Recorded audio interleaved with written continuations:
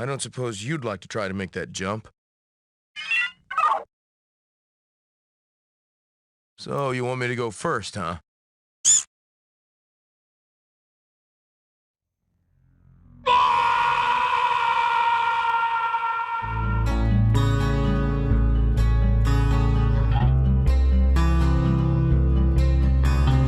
I love the early era of survival horror, especially those in the wake of the first Resident Evil. Overblood is one of those titles. Yet it's not what I'd call an RE clone. Despite its protagonist bearing a strong resemblance to a Resident Evil character, Overblood released only 5 months after the first Resident Evil, the timing being more of a coincidence. Besides, Overblood's developer beat Capcom to the punch by a couple years with its own Alone in the Dark clone in 1994. While Resident Evil would set a standard moving forward as one of the greatest games ever made, Overblood is not. Puzzles are lacking. There's not a strong sense of exploration, combat is awkward, gameplay is ho-hum and sparse. But it has plenty of heart and that goofy charm you find in the early days of survival horror, in a different way compared to Resident Evil. Plus, as one of the most likable characters I've come across in some time. By no means a great game, but I did have an enjoyable time with Overblood. Yeah, beep beep to you too. You're a heck of a conversationalist.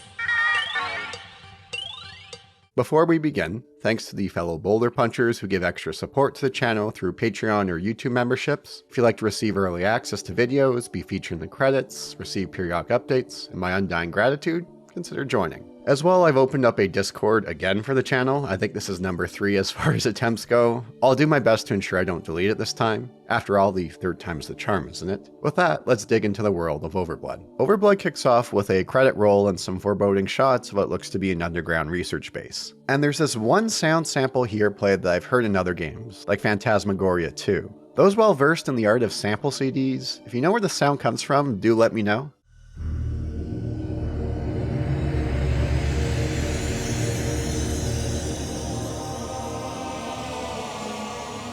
A man awakens from a cryogenic sleep. He has no memory of anything. What is this place? How did I get here? I can't remember.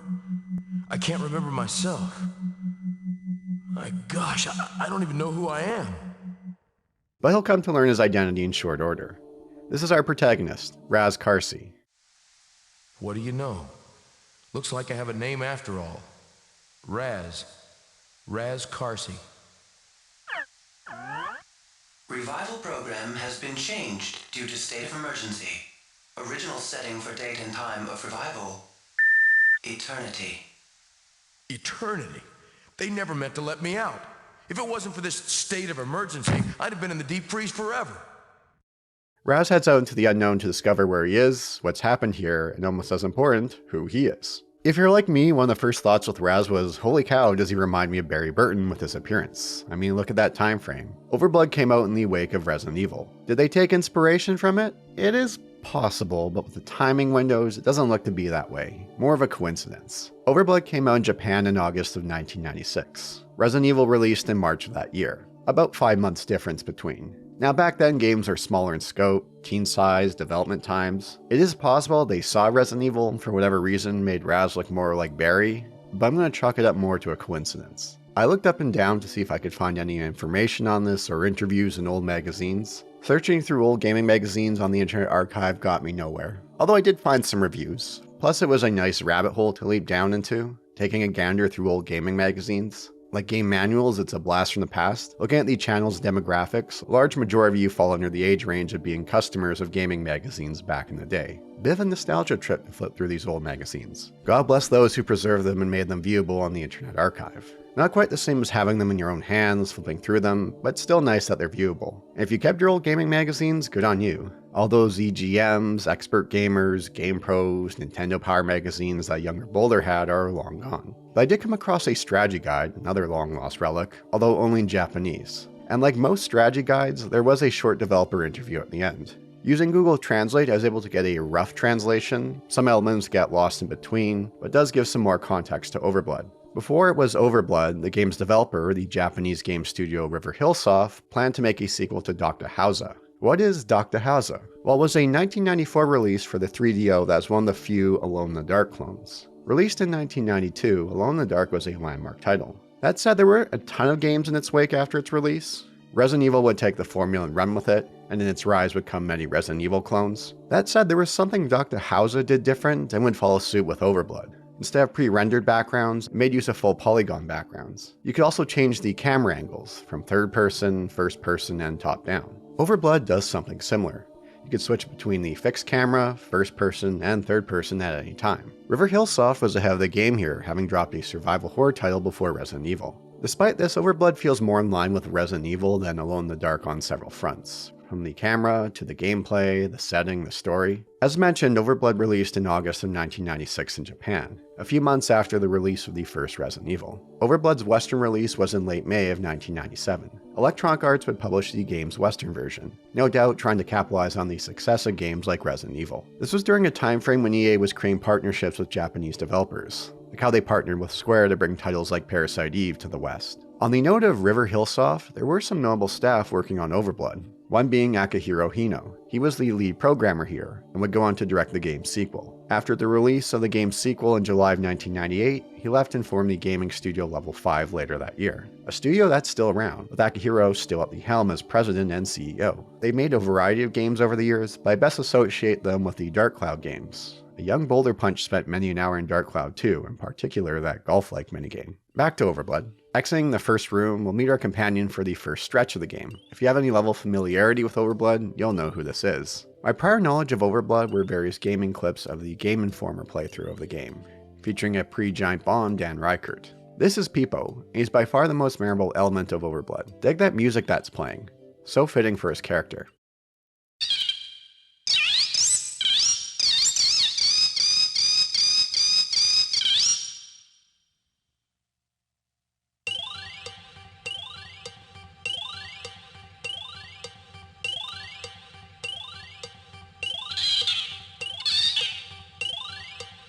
What's the matter? Can't you talk? You understand me, don't you?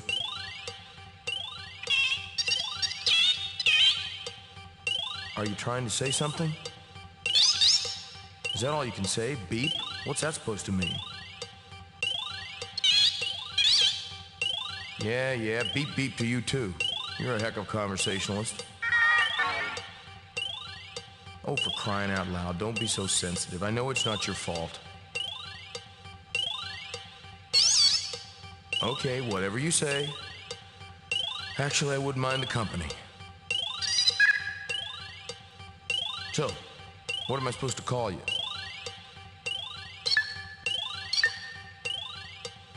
PIPO? Why not? PIPO it is. Well, it's nice to meet you, PIPO. Despite being a robot, PIPO has so much life and personality in him. From the sounds he makes, his animations. Watch and listen to him here in the scene where he warns Raz of oncoming danger. Without an actual word, he's able to convey so much personality, like an R2-D2 on steroids. Come on, keep going. There's nothing to be afraid of.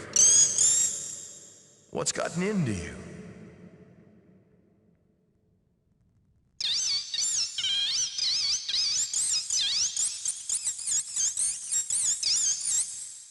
I can't recall in recent memory a game character who was so likable in such a short amount of time. Props to the team for getting the most out of PIPO, a character that wasn't in the initial draft of this story. Although, hold that thought for now, we'll come back to that later. There's a few situations where PIPO saves Raz from his impending death.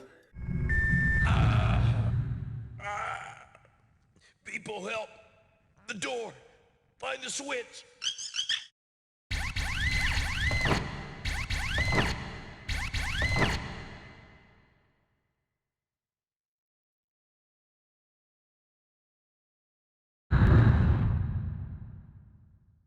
Phew.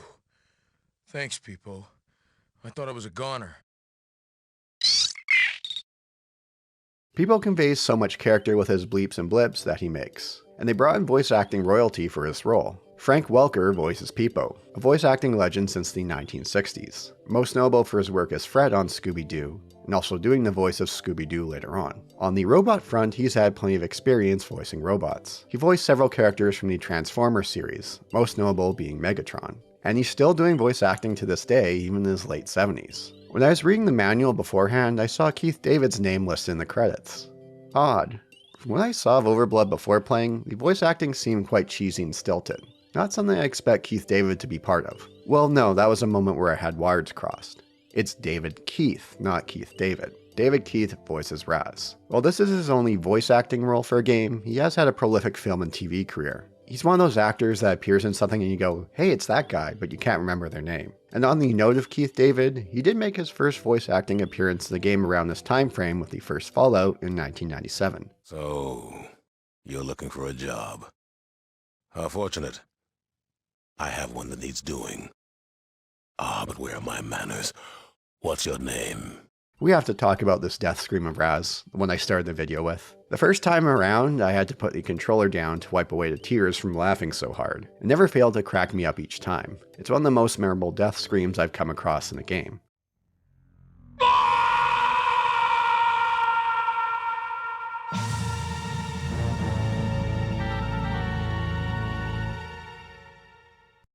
But on the other side of the coin, you have PIPO's death scream. It's as horrifying as Raz's scream is hilarious.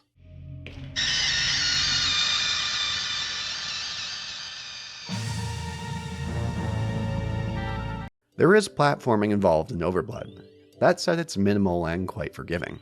For an early game stretch, we have access to an anti-gravity device that takes care of the jumps. Stand near the edge and hit jump, and the game will take care of the rest. Look at PIPO go here. In one of the game's funniest moments, Raz can have a death through a statue while trying to take the anti-gravity device.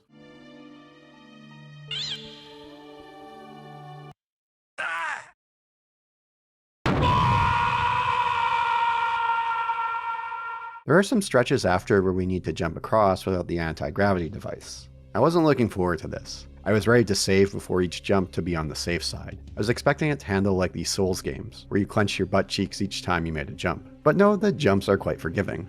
Nothing that required utter precision. What makes it easier is that you have the option of 3 different camera views, a fixed camera, third person, or first person. I kept the game in fixed camera for the most part, but the third person and first person do come in handy at times. Or rooms with lots of computers can help to switch to third person or first person. You have a better idea of what you can interact with. It's impressive for Overblood to make use of backgrounds of full polygons as opposed to pre-rendered. Most notable that this was the earlier days of the PlayStation's lifecycle, a few years before developers were able to push the system to its limits. That said, these environments aren't the most exciting, which makes sense. This appears to be some underground research lab, but areas look the same and tend to blend into one another, which can make navigation a bit tricky when everything looks the same. As well, the character models have some unintentional hilarity due to the polygon count. There's a point where their hands look like guns or they're flipping the bird at all times. To go with the sparse graphics is the sparse music. Most of it blends into the background beyond the PIPO track. They have these awkward loops where it fades out at the end only to repeat again. That said, I did dig this one track with these haunting vocals. A standout track where everything else kind of fades into the background.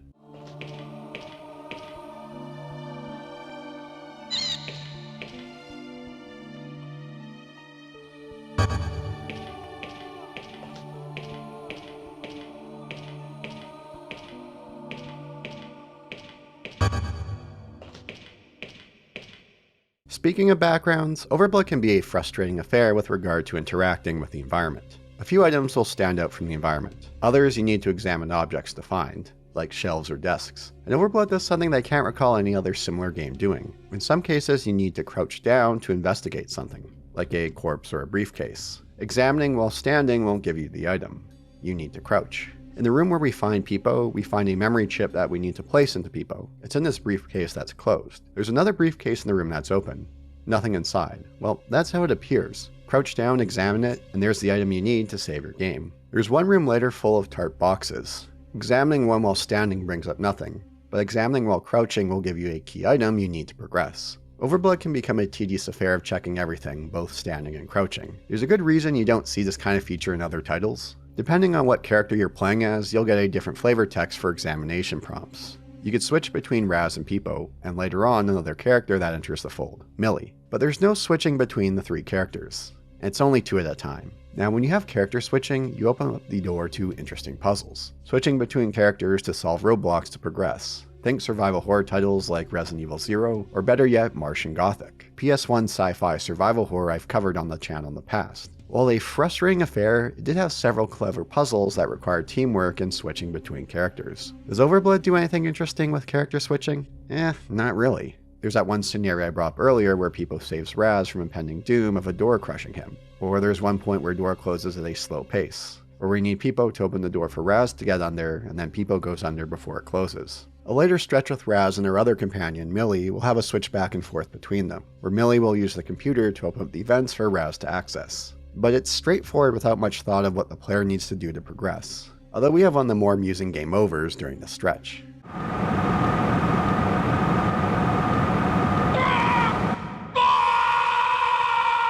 What does the game offer up on the puzzle front? Next to nothing, and it's all super basic, like needing to light up one of these 3 lights at this computer console. The classic survival horror puzzle where lighting one will light up or turn off another. Or there's a pit that's preventing us from reaching a door. Why is there a dresser right next to this pit? Well, gee, I wonder if I could push it to plug up the hole. That's more or less it when it comes to the puzzles of Overblood. Else it's a case of examining various surfaces, both by standing and crouching to ensure you find what you need. While you don't need to investigate everything by each character, it does help flesh out the story, especially once Millie enters the fold. She'll have different flavor text that gives far more context to this world, and she seems to have a history with it compared to Raz. Overblood makes little use of audio logs or notes to flesh out its story, something that became a trope for these kind of games and elsewhere. It's through flavor text and cutscenes where a bulk of the story emerges. Rounding off Overblood's gameplay is its combat, which is sparse, something like less than a dozen fights. We'll duke it out with these monstrosities that we come across in our travels. We do have access to a gun, but there's little ammo for it to find.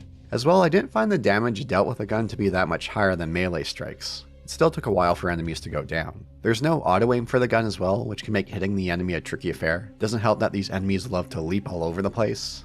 Their hits will send you flying. It's not like Resident Evil where you tend to deal with slow-paced enemies. Having an auto-aim would have been nice here. And if you want, you can change the camera during these fights. Want to fight in first person? You can, although it's going to be a disorienting affair, especially if they strike you back a distance.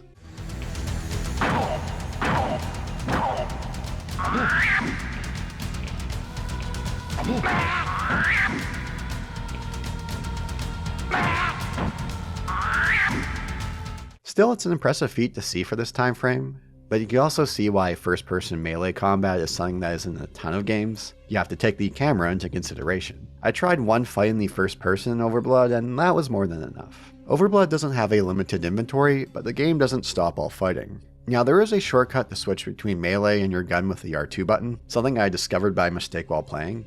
I don't think the manual mentioned it. Before that, I was scrolling through my inventory one by one to find my gun, which can take a while with how many items you'll find. While you'll have a shortcut for your gun, you don't have for health items. That said, fights aren't too difficult with the damage that enemies deal, and your health refills after each fight. It's a simple matter of baiting enemy attacks and getting your melee strikes or bullets in. There's a good reason fixed camera titles and tank controls stayed away from melee combat after early experimentation from games like Alone in the Dark and Bioforge. Overblood is another one of those experimentations, and it's an iffy affair. That said, the game has a minute amount of combat encounters, where it's part of the game but only a small fraction.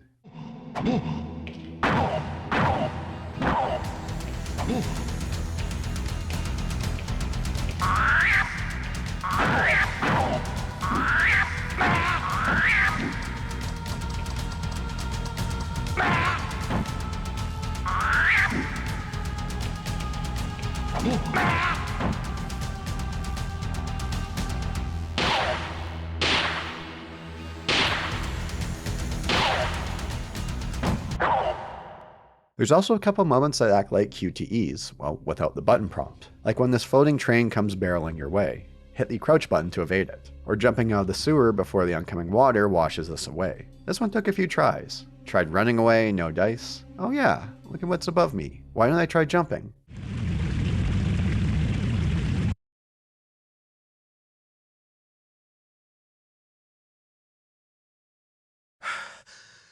We made it. And none the worse for wear. These two are more or less it when it comes to these quote-unquote QTE sections. And that more or less covers the gameplay front of Overblood. Sparse, ho-hum, with some ideas lacking on the execution front, a questionable design decision forcing the player to stand and crouch on the regular while examining the environment. As great as PIPO is as a character, the game does little of interest with the character switching element. So it's up to the game's story and characters to drive our way forward. Which the game does, to an extent, with some over-the-top plot twists, awkward character interactions, and plenty of cheese for the player to indulge in. Overblood does wait before throwing us into combat. But we will come across these monstrosities before we fight a living one.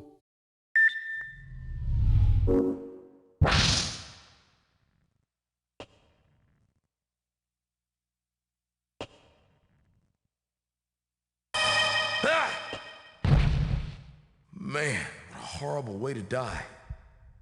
What is that? A disease? I hope it's not contagious. There's been a disruption to the main power of this research station, but the cause of it is unknown at the time. While we get the power back on, Raz realizes he's in a world of trouble. Looks like he's been infected. No, it's too late. I'm infected.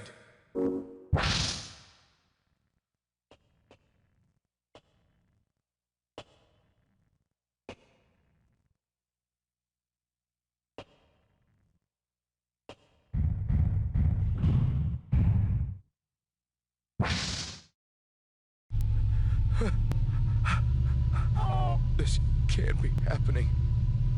How did I catch it? Oh, for gosh sake, what is it? What have I done to deserve this? If only I could remember who I am, maybe it would help me understand. What now? The power's up. It should be running. Move, darn you! Don't leave us trapped like this! PIPO and Raz come across more infected bodies before hearing a scream. I have to note the long awkward pauses between some dialogue exchanges, where at points I wondered if my game froze up. I'm sorry, PIPO. I know it's not your fault. But is it mine? I'd give anything to know who I am, to know why I'm here. I've got to find some answers before this infection completely takes me over.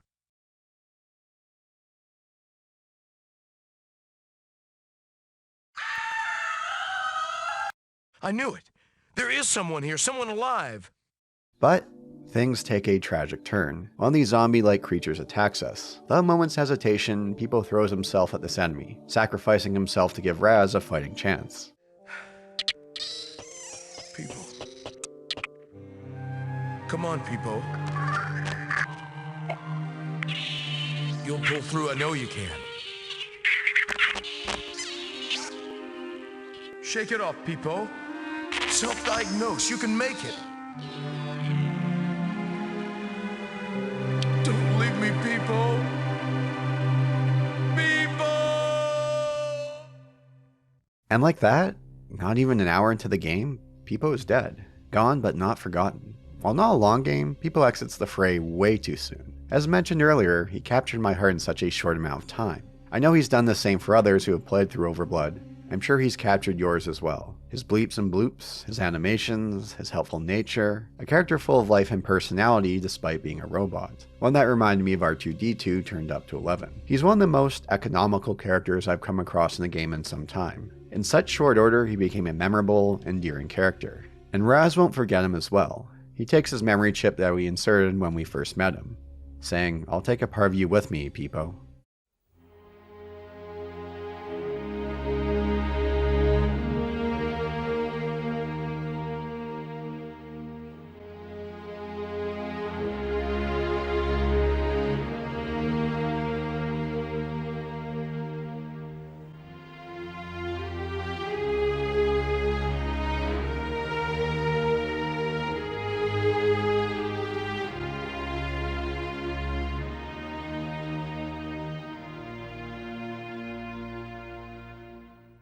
And for the next short stretch, we're back on our own, although only for a short time. We'll once again hear someone screaming, followed by one of the game's funniest lines.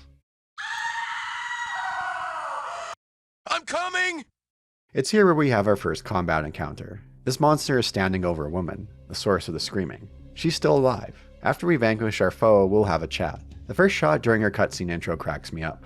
She's packing some cake on her. This is Millie, who I made mention of earlier. Millie doesn't have any memory of how she got here, like Raz.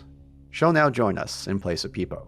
And there seems to be something blossoming between the two. Some of these chats has this delightfully cheesy music track playing. Adding further to that cheese are the awkward long pauses that can occur along the way. My name is Raz Carsey. Millie Azray. Nice to meet you. So, is your memory gone too? I can't remember anything. And we really are in the same predicament. So it would seem. We'll just have to get out of it together then. Sure, you and me. Halt! You may not proceed beyond this point until sterilization is completed. Sterilization? As in decontaminated. You sure? I may want to have kids someday. Really? Yeah. I'm coming! I mentioned earlier that PIPO wasn't in the initial draft of the story.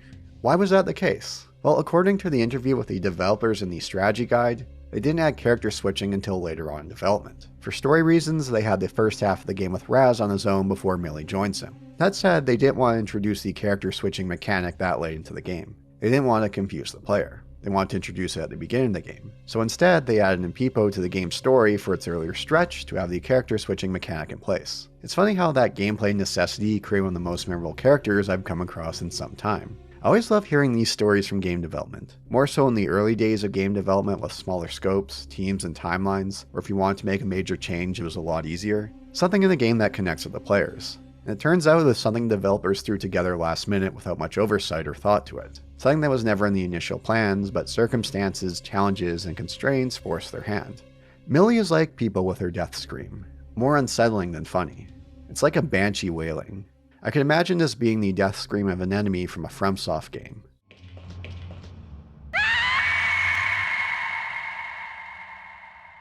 You can hear the contrast between her and Raz in this one possible game over where they both scream.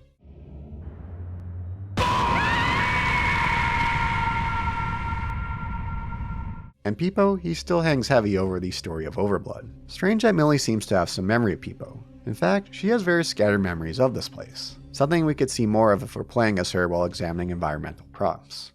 Some computers just don't get it. I wish this computer were more like PIPO. He understood. PIPO? What's a PIPO? My little robot friend. He helped me out of a jam, but he didn't survive. Oh, you met SR-19. I see. I mean... SR-19? What did you... Oh, no, nothing. I was just... Never mind. There's a time where they separate and we switch back and forth between the two.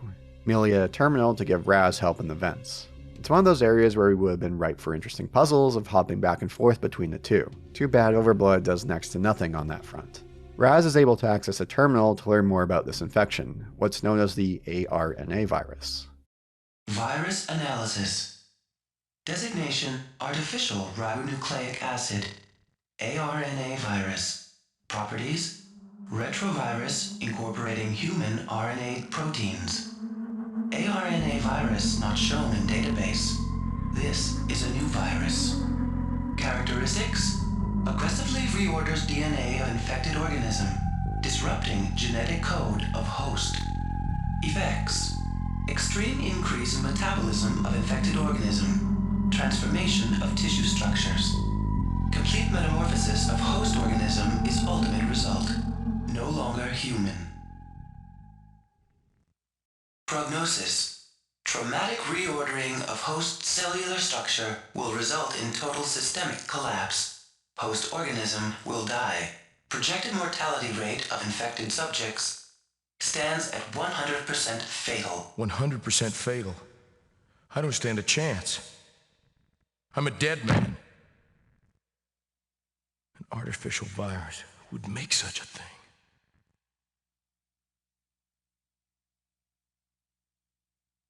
Millie, is it too late for her too? But if a man created this virus, there must be a way for man to cure it. We must find a way for Millie's sake. While learning about the virus, one of these zombie-like creatures attacks Millie. Raz ends up knocked out in the process and seems to have a flashback or a dream, with voices that sound like his and Millie, and an unknown third voice.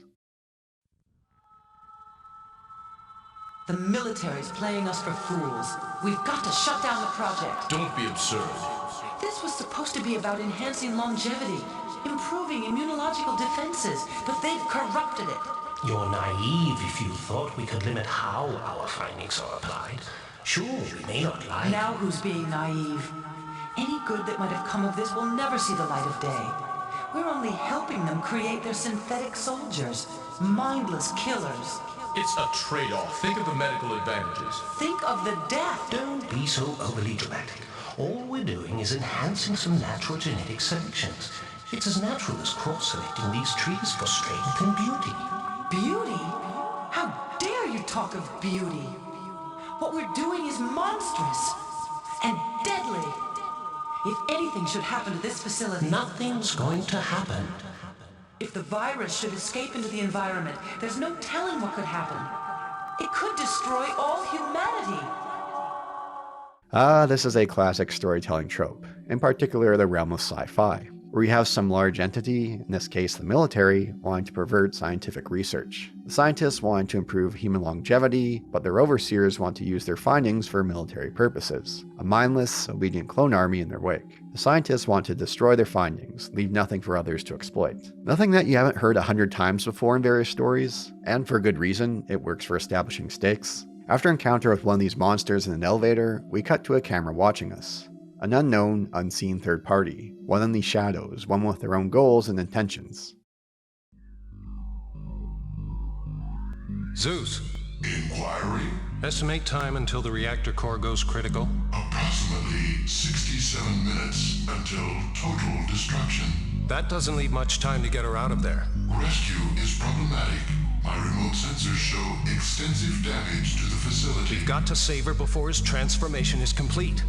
When he changes, he'll turn on her just like the others. This subject exhibits increased resiliency. I know.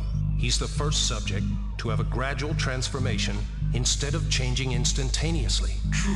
It is probable that his slow rate of metamorphosis will allow him to survive the transformation. Then he could prove to be our first success. A fully integrated biogenic unit. Your research is on the verge of realization. How ironic that he must be destroyed anyway. Further study of this subject is warranted. I recommend we retain him. No, we must destroy him. Besides, we don't have the facilities anymore to contain him safely. Separating the subject from Dr. Azrae may complicate her rescue. I don't want any excuses. I'm only interested in saving her and killing him. Is that clear? Understood. Separating for a time, Raz comes across a recording made by Millie. Regarding the counterfeit project. Counterfeit project? Letter of protest.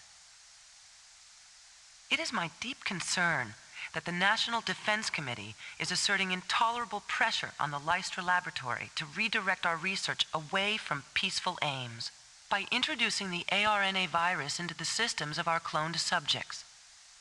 Although evidence suggests the subjects will develop enhanced sensory skills, memory deletion will render the subjects virtual slaves. The only logical application would be to create mindlessly obedient soldiers. Memory deletion? I must protest the involvement of the Defense Committee with the Leicester Laboratories on this project. Our goals have always been peaceful, promoting proactive natural genetic advances to help fight disease, enhance stamina and strength, and accelerating the natural development of the human species. Allowing the military to hijack our work would be short-sighted and dangerous. It must not happen. Accordingly, I am demanding an immediate suspension of the counterfeit project. Signed, Millie Azrae, Project Associate Director. Millie wrote this. She's been in on it the whole time. Yet when he confronts her about it, she has no memory of it. I have to know in some of these scenes that they'll do this bizarre 180-degree spin animation. It looks like it was done for dramatic purposes. It's not one of those Overblood moments of unintentional hilarity. It says the virus destroys the subject's memory, but Millie, you were infected, and you still remembered. Are you lying to me? Do you remember this letter? Do you know what this virus is or where we are? Tell me. You know what's going on here, don't you? No, I don't. I don't remember anything. It's here where I had a bit of a moment of being unclear of where to go next. I'm looking for an item to open the door, but where is it? Well, there's this one graded surface with water rushing underneath. You need to stand on the surface, crouch, and examine the graded surface. I get that they're using the sound of the water to draw your attention, but it's one of those, oh, that's kind of stupid kind of moments. Why not put the key in a different place? And good thing we now have this key. Raz succumbs to the infection and turns. And for a moment I perk up. Is the gameplay going to do something interesting? Do I have to run away from Raz for a time? Or is the plot going to go with this transformation of Raz? Something more in the realm of survival horror? Something the game's been lacking on? Well, no. Millie runs away and zaps him with a stun gun we found earlier. This is all done by the game and not the player.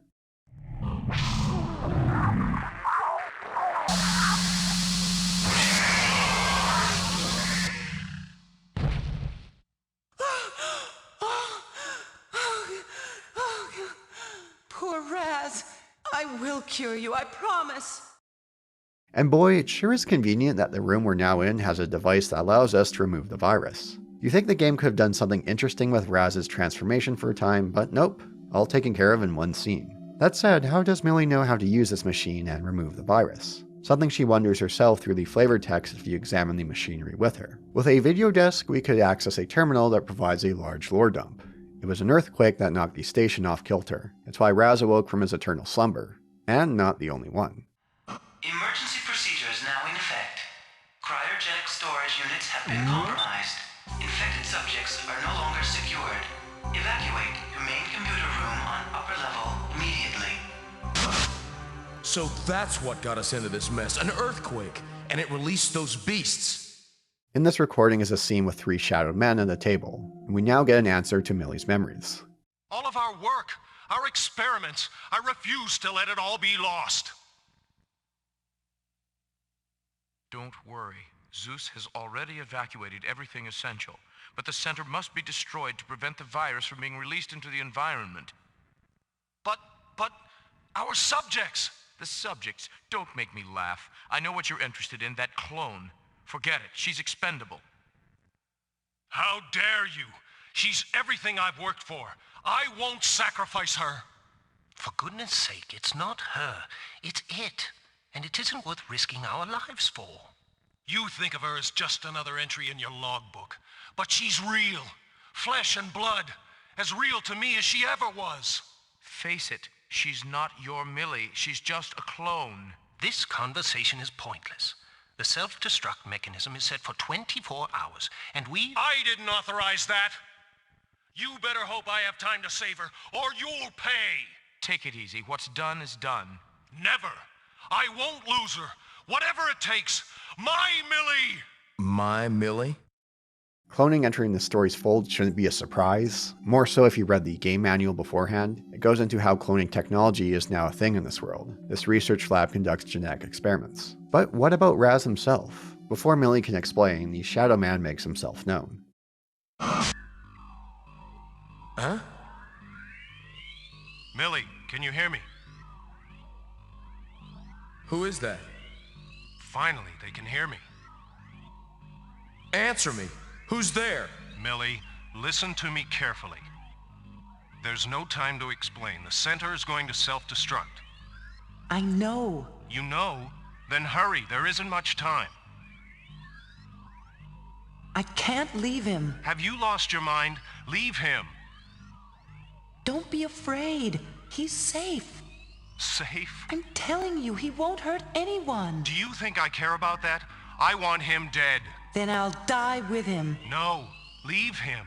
You must. You're my... That wasn't me. That was a different Millie. All I have in common with her is a DNA strand and memories. What are you saying? Millie, you are my... It's that man. He's twisting your mind. Your wife is dead. I love this man. You love me. I made sure of it. By saving... Forget about him, Raz. We've got to go.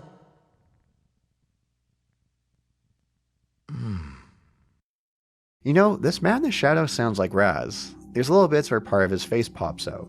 That facial hair of his looks the same. So there are a couple possibilities here. 1, Raz is a clone of this man, or the other way around. Or 2, they keep the man in the shadow to build a sense of mystery. He's some higher up within the military, far beyond our level of understanding. Or I guess 3, he could be Raz's twin, or Barry Burton's twin. But in a world that's established cloning, the first choice seems likely. Let's see how that plays out. To know, it's funny how Raz doesn't follow up on Millie's declaration of love. You'd think he'd say something about it, but nope, guess that will have to wait. Forget about him, Raz. We've got to go. I'm coming! There's another frustrating stretch where I'm wandering around after this, wondering where to go next. There is a now unlocked door that we could access to progress forward. Thing is, when I navigated through the area beforehand, I assumed I'd need a key for it. No, through flavored text, Raz or Millie mentions the manly shadows must have unlocked it, which would have been nice to know. What makes this moment stand out is the game avoided this issue earlier on. There was a bit during the stretch with PIPO where we'd unlock a couple of doors. The game shows us which doors these are. You think they do the same thing here, but for whatever reason, they didn't.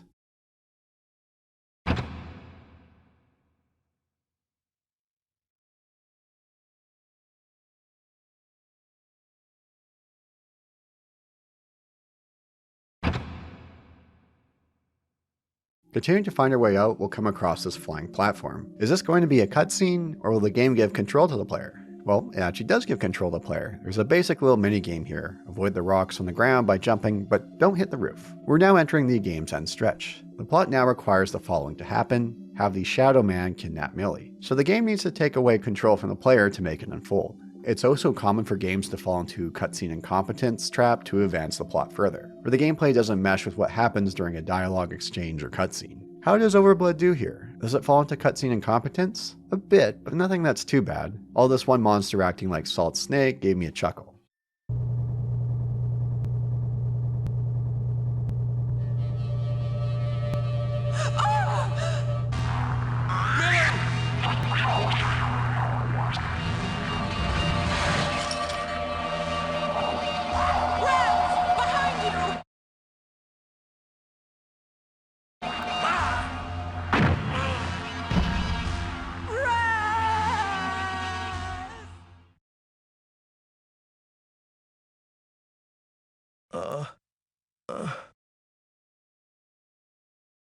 Millie!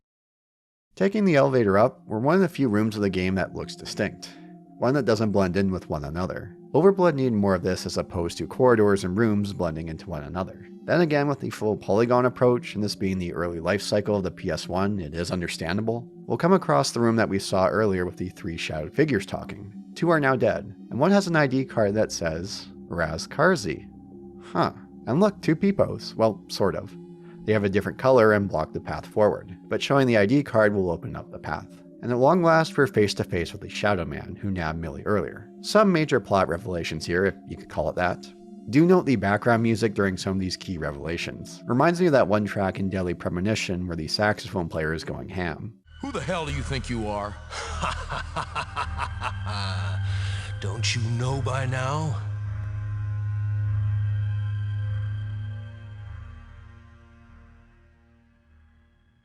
I am Raz Karzi. No! Zeus, light please. You're nothing but a clone of me. Me? A clone?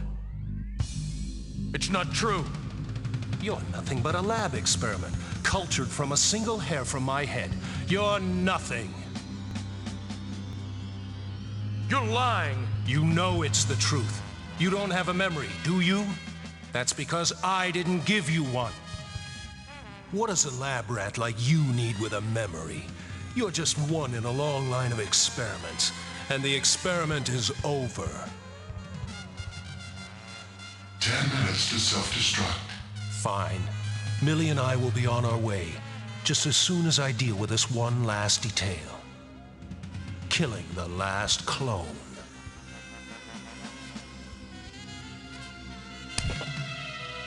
I'd rather be dead than go through life with someone as evil as you. It's me you love. You're my Millie. You are as meaningless to me as a lump of mold in a petri dish. I won't let you hurt him. I love him. Your Millie is dead. Think of the gift I've given you. Your life back.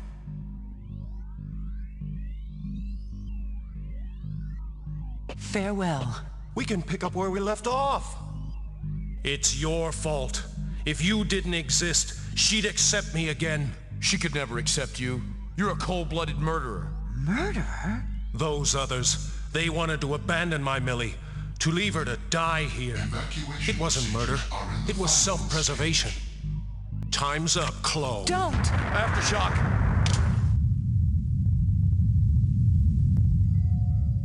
No! It's not fair. No, no, no. I was him. I was so close.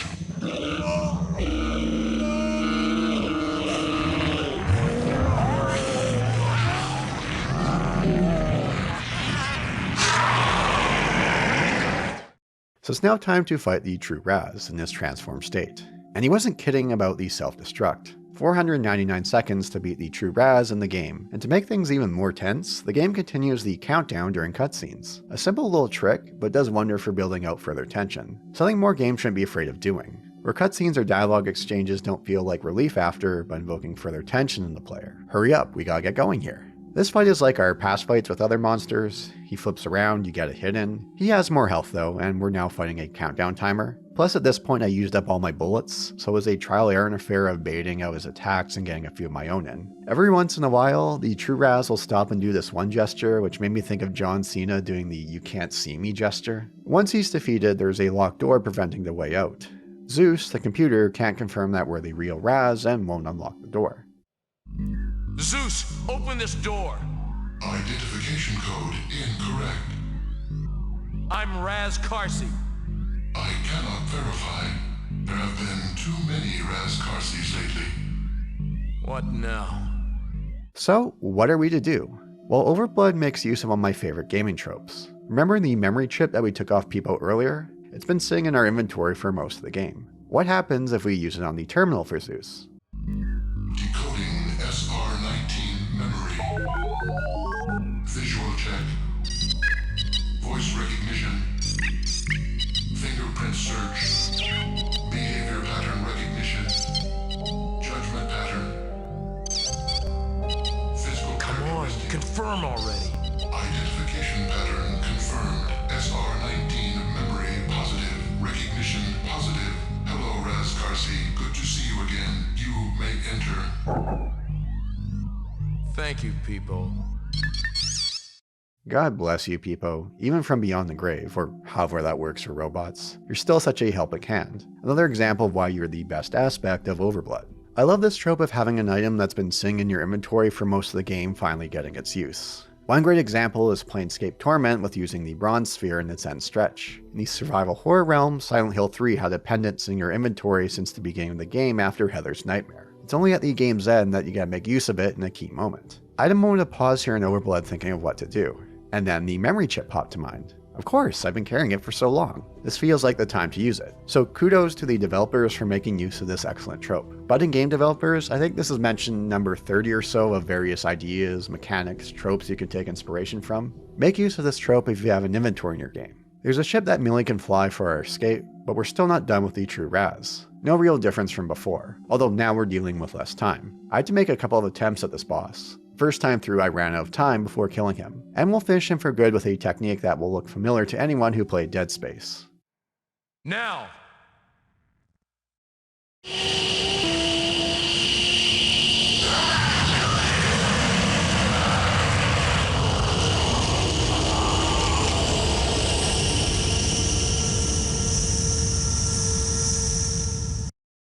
With that, we escape in the nick of time. Roll credits, and a few words from Millie and Raz post-credits.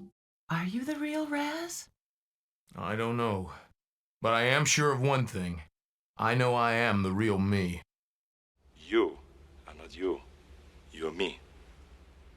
No shit. You know, what if we are the real Raz, and we ended up locked away to slumber for eternity, and the one we fought was the actual clone? Or the real Raz died earlier and the one we fought was a clone? It's always possible when it comes to stories about clones. bringing up Arnold again, it reminded me of that Mad TV sketch, one that pokes fun at his fondness of starring in movies with clones or stolen identities. Because it turns out I'm really an angel. Then the CIA, they make a clone, but this one's a bad clone because he's in cahoots with the devil. So then me and my clones go to fight the devil clone, but then it turns out that he's the real me and I'm the clone. And so ends Overblood. By no means a great game, but an enjoyable time. One of the earliest Resident Evil clones, even if the timing made it more of a coincidence, where the studio already had prior experience in making a Alone in the Dark clone. Gameplay is sparse, combat is a different kind of awkward, puzzles are non-existent, but you have plenty of cheese with its story and dialogues, and of course you got PIPO. Overblood would get a sequel, one that takes things in a wildly different direction. From what I understand, one of the more out there sequels to a game, but that's something we'll take a look at for another day. Thanks for watching. I'd love to give a special shout out to some of my Boulder Punchers in the higher tiers of Patreon and YouTube memberships. Thank you for your patronage, American Boot, Tom Terrible. Under the Now This Is Boulder Punching tier, Ethan, the Madman in Waco. Under My Vision is Augmented, Nico Pero, Sam Jones, BB F. Bloxburg, and Will Han. If you'd like to join your fellow Boulder Punchers and supporting the channel further, consider joining, whether as a Patreon or YouTube member. You'll get earlier access to videos like this, you'll be featured in the credits, periodic updates, my undying gratitude, and more. Thanks again.